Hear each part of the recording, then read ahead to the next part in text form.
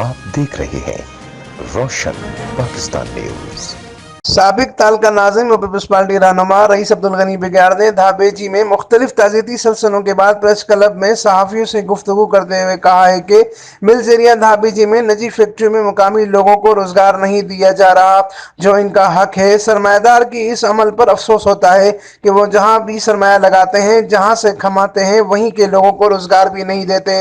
ये अमल इंसानी हुकूक के खिलाफ है। लेबर ला इस पर तवज्जो दे।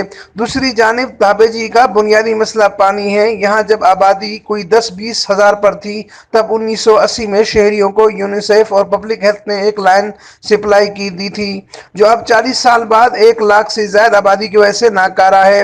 और सितमजरफी यह है कि इसी लाइन पर दर्जनों फार्म हाउस बन चुके हैं जो इसी लाइन में कनेक्शन लगाकर शहरियों के पानी पर कब्जा किए हुए हैं। पानी जैसे बुनियादी मसला पर सबको मिलकर नया प्लान पैकेज देना होगा।